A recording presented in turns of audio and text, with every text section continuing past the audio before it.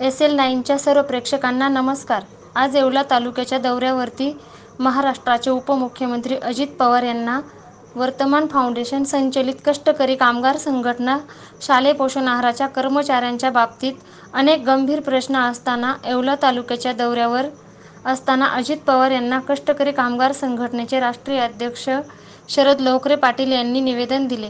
त्या निवेदनामध्ये शालेय पोषण आहार कर्मचारी गेल्या 2003 पासून काम करत असताना या परिस्थितीत अत्यंत गरिबीचे आहे. पावसाळी अधिवेशनामध्ये राज्याचे मुख्यमंत्री एकनाथ शिंदे, राज्याचे उपमुख्यमंत्री अजित पवार व राज्याचे शिक्षण मंत्री दीपक केसरकर यांनी पावसाळी अधिवेशनामध्ये शालेय पोषण आहाराच्या कर्मचाऱ्यांचे 1000 रुपये पेमेंट वाढ केली अशी जाहीर करण्यात आलेले होते. पण आज शालेय पोषण आहाराच्या कर्मचाऱ्यांचे पेमेंट बघितले तर 2500 रुपये महिन्याप्रमाणे पडलेले आहे. हाच खुलासा राज्याचे उपमुख्यमंत्री अजित पवार यांच्याकडे संघटनेचे राष्ट्रीय अध्यक्ष शरद लोकरे पाटील यांनी केलेला आहे आणि त्या निवेदनामध्ये स्पष्ट म्हटलेलं आहे की आपण जर याच महिन्याचे शालेय पोषण आहाराच्या कर्मचाऱ्यांचे मानधन वाढवले नाही तर येणाऱ्या आमदारकीच्या निवडणुकीमध्ये शालेय पोषण आहाराच्या कर्मचारी बहिष्कार टाकल्याशिवाय राहणार नाही, असे निवेदन महाराष्ट्राचे उपमुख्यमंत्री अजित पवार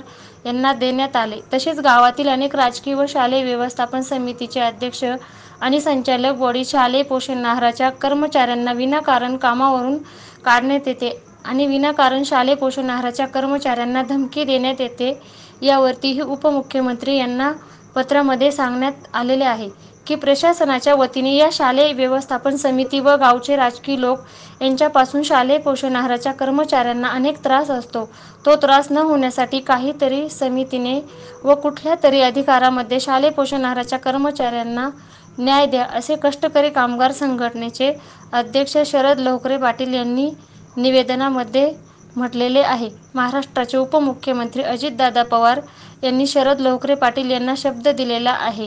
मी आपल्याला लवकरच कळवतो, असे राज्याचे उपमुख्यमंत्री अजित पवार म्हटले. यावेळेस उपस्थित नाशिक जिल्ह्याचे जिल्हा अध्यक्ष अनिल सोमासे, संदीप भाऊ वाघ, श्रावणी देवरे इत्यादी उपस्थित होते.